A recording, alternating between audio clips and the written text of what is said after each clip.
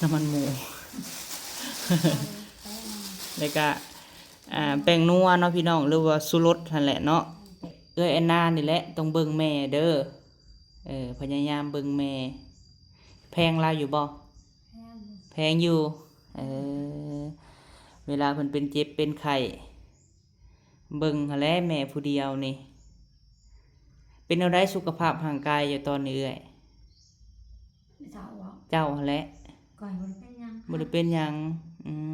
สภาพจิตใจเด้ซะมันเป็นยังบ่ได้เป็นหยัง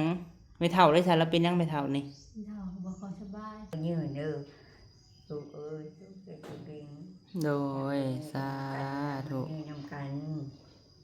มาเป็นใจบุญให้แม่จู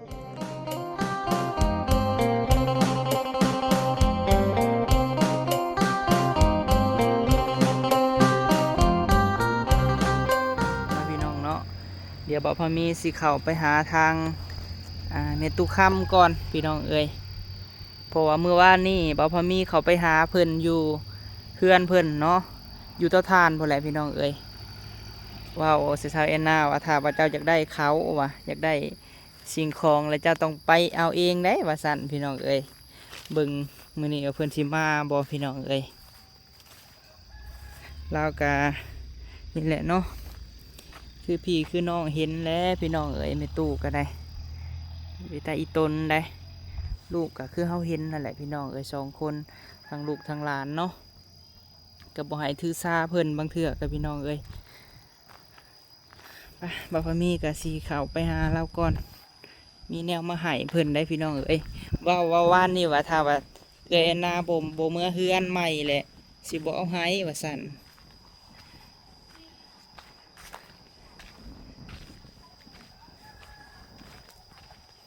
เดี๋ยวจักหน่อยเฮาจังสิย่างไปพุ่นเนาะที่โทไม่เอาสบายดีเด้อโดยสบายดีป้าโทพร้อมหน้าพร้อมตากันแท้อันนี้ไม่ใช่น้องตูนบุรมาเดี๋ยวนามาผู้เดียวกับเมตุคำโทเนาะว่าสิมาว่านี่มาอีลีเนาะโอ้บ่มาเพิ่นบ่ได้เน้นเป็นจังได๋เมื่อคืนนี่ทานบ่ได้รู้บ่ได้ขาดครึ่งบ่รู้ยังบ่ได้ขาดเคินมีได้ขาดแล้วโดยรู้น้อยอีกแล้วพากันย่างมาพี่น้องเอ้ยเนาะเบิ่งแหน่นั่งนางงามก็ดอกเอ้ยแอนนานี่แบบนั่งแบบคนมีมารยาทนะพี่น้องเอ้ยแบบคล้ายว่าคนมีมารยาทสูงนั่งงามมีตู้สิไปหาหยังมื้อนี้มีตู้จักที่หาตัวนี้แล้วก็หากันที่อายอยู่พูดละออกไปพุ่นแล้วนี่เนาะนี่ที่ออกไปพูดละแล้วนี่ค่ะมื้ออื่นเจ้าบ่ได้ไปโบสถ์บ่วันเสาร์มื้อวันอาทิตย์บ่มื้ออื่นหรือวันจันทร์บ่วันจันทร์แหละเนาะวันจันทร์เฮาก็ลงมื้อลงวันไม่เท่ามื้อนี้แหละวันอาทิตย์เนาะมื้อนี้แหละวันอาทิตย์น่ะบ่ได้ไปบ่มื้อนี้ไม่ไปแล้วมื้อนี้มีได้เงินได้ไปอาทิตย์ไปก็ต้องเสียเงินเนาะโอ้ยไปก็เสียเงินไปอาทิตย์ที่นี่เงินเคยโลดไปนี่เขาอยู่ในบุญไปนี่เขาอยู่ในบุญแสนนึงค่าโลดไปทุกทิศบ่ไม่เท่าหรือว่าจังใดเดินนึง3 ทิศไปเทื่อนึง3 ทิศไปเทื่อนึงที่นี่น่ะมันหึงก็ละไปทิศที่นี่น่ะโดยบัดนี้ชื่อพุ่นแหล่ไปแล้วก็ให้เพิ่นอธิษฐานเนาะที่ท่านเตานี่มันเม็ดพุ่นแล้วโดยมีได้ไปอีกขายเม็ดไปที่นั่นที่ทานมีไปเข้าไปเนาะพระเจ้าก็เป็นชื่อเป็นนะแม่นแล้วเฮาเคยถือมาแล้วไรก็แนวนั้นแหละเนาะก็โดยมีปลามีทิ้งย่างไปเพิ่นอยู่ว่าไปพุทธินั่นแหละกับการไปกันมาเฮาเนี่ยมันก็ยากแน่เนาะเฮาพันยากแม่นนั่นแหละมันมีรถก็มีผู้มีหมู่ผู้มีรถก็ใครได้รถไปนำเขาบัดนี้ผู้มีรถเขตเจ้าบัดเขาพาบ่ได้เข้าอันนี้เนาะผู้มีรถก็เข้าบัดไม่ได้เข้าจักปีเลยไม่เท่ารวมเบิดนี่เจ้าเข้านี่ฮะมันกว่าได้บางทียังช้ำลูกอีทองนี่รุ่นนี่ก็20ปลายแหละเนาะอีท โดย แล้วคนนี้ แอนนาฮู้อยู่บ่ลูกเจ้าของจักปีเลย 22 ปี เท่าชองแม่นบ่แม่เฒ่า ประมาณนี้ เจ้าคือฮู้ใช่ว่าเจ้า2 ปี เจ้าได้ถ่ายจักปีเสียเอื้อย 30 30อืม ไม่ใช่มันมีชื่อเพิ่มมีชื่อเขาว่า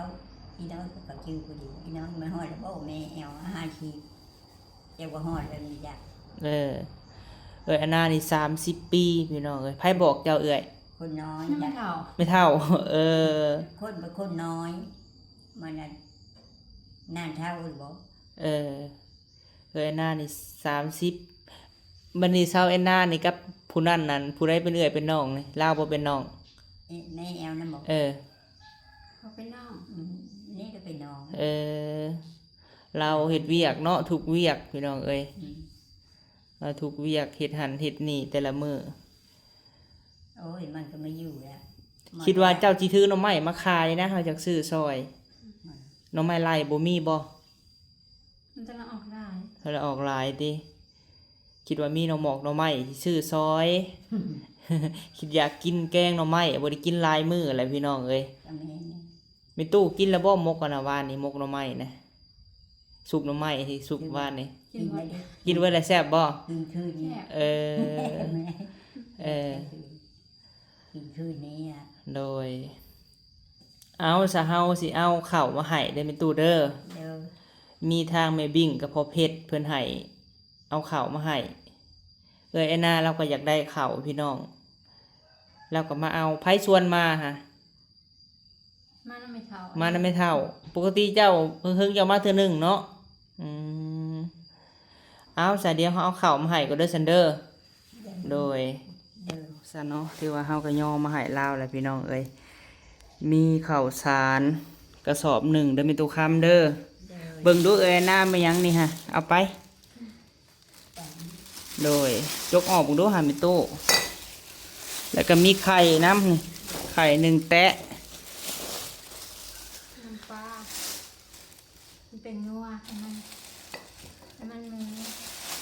น้ำมันหมู ใส่มา แล้วก็แป้งนัวเนาะพี่น้องหรือว่าสุรสนั่นแหละเนาะผงวิเศษ ครับบ่มีอันนี้ก็คือบ่แซ่บได้เห็นได้อยู่เนาะกินนี่แล้วก็มีไข่แพงหนึ่งโดย หรือว่าทั้งหมดทั้งมวลนี่แม่เฒ่าเอ้ยที่เฮาซื้อมาให้เจ้าเป็นเงินของ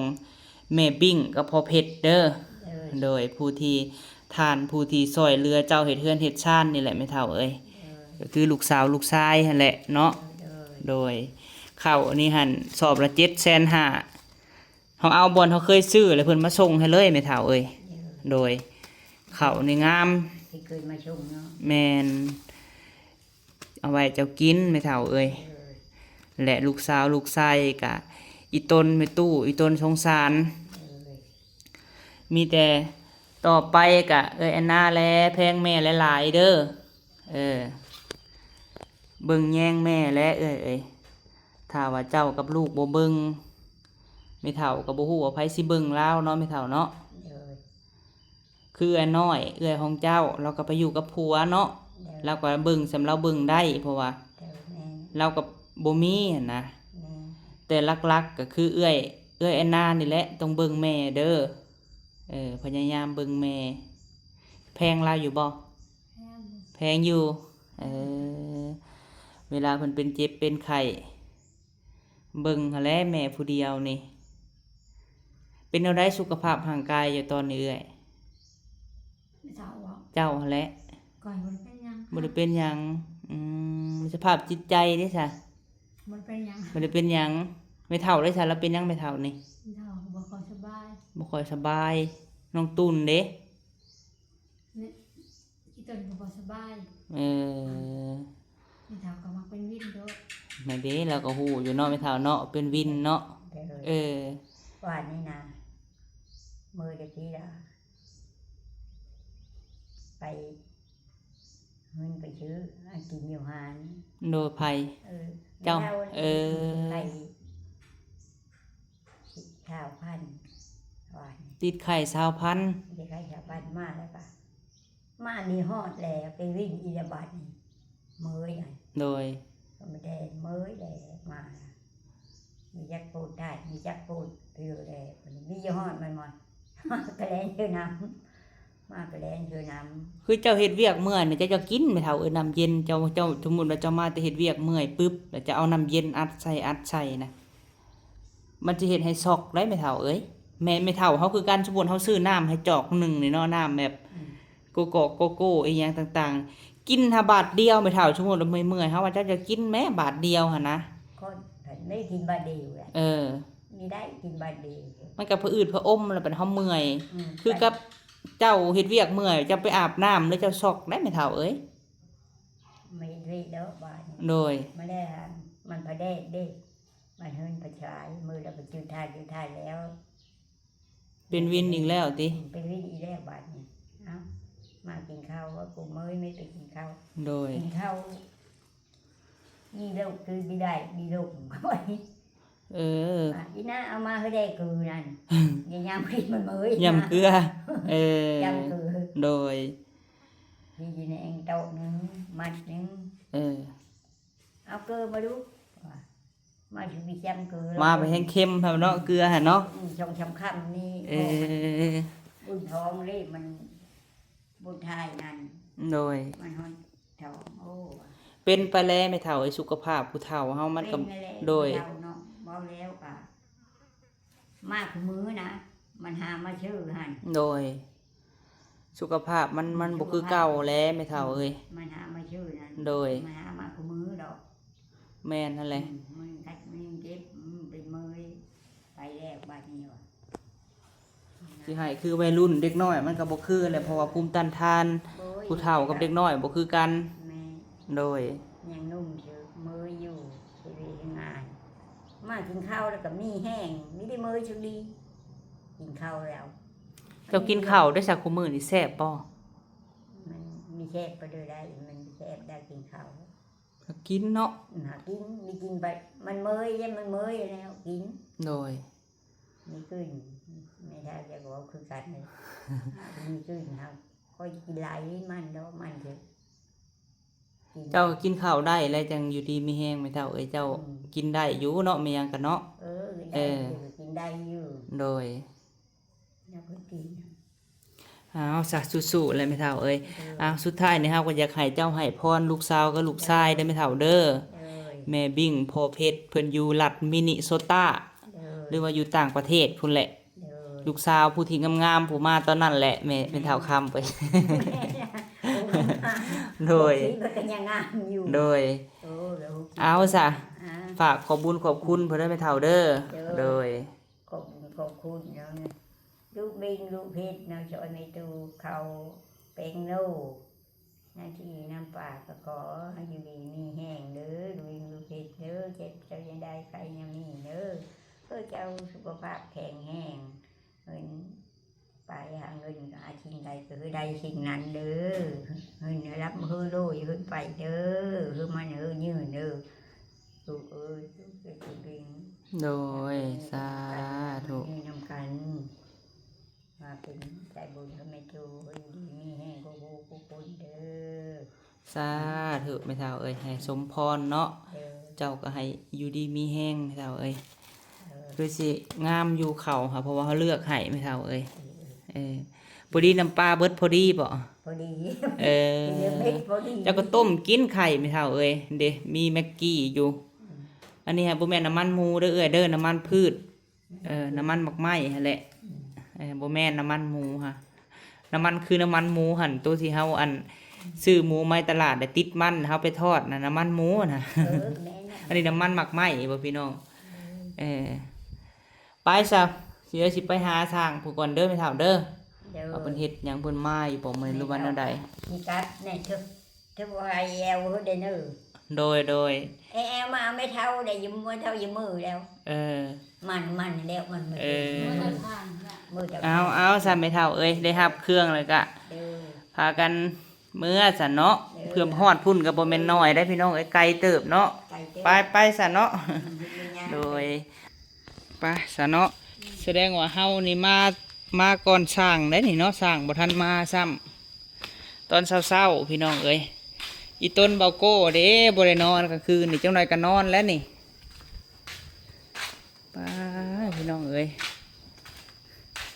คนมีความหู้นี่ได้เฮ็ดเวียกกลางคืนเพิ่นว่าเบิดคืนสอดแจ้งเนาะจะเฮ็ดเวียกแนวเบาพี่น้องเอ้ยไปซะเนาะเดี๋ยวไปหาอันสร้างบ่น่าจะจักหน่อยละวะข่อยยังเศร้าอยู่ข่อยก็สิไปหาซื้อจกซื้อ มือนั้นเขาล้มเขาไปนอนเขาล้มเปิดประตูก่อน ประตูตัวใด ประตูเลยนี่ เออ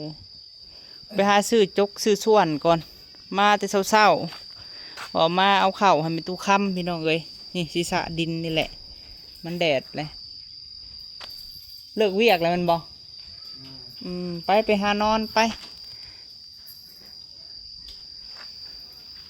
บ่าวพอมีกับสิกลับก่อนพี่น้องเอ้ยเมื่อก่อนไปหาเวียกทางใหม่เนาะถ่ายคลิปช่วงเศร้าๆ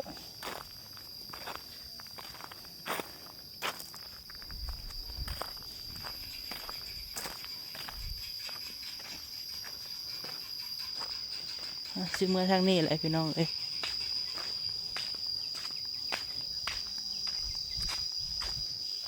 ตื่นมาแล้วก็หาถ่ายคลิปเนาะให้มันได้มือละ2-3คลิปลงพี่น้องเอ้ยอย่าสวยจังหน่อยจะสิมาถ่ายเฮือนแม่อีกเพราะว่ามันยังบ่คืบหน้าพี่น้องเอ้ยมีแต่เฮาสิไปตลาดซื้อหันซื้อหนีมาก่อนซื้อจกซื้อส่วนมา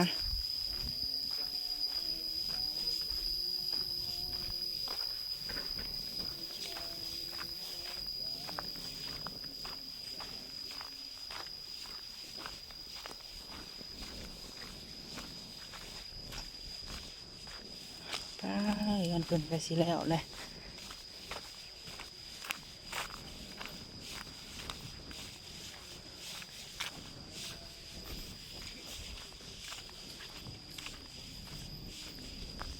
ข้างเฮือนบ่าวพามีพี่น้องเบิ่งแหน่หลังบักใหญ่สิแล้วเนาะเฮือนเรานี่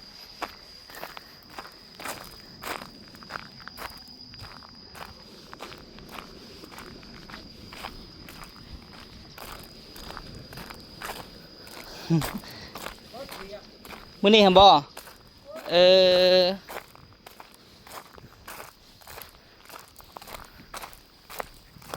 ป้าโธ่น้องเอ้ยเพื่อนซานบ่าวพามี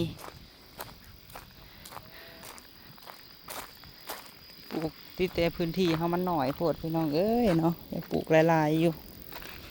นะ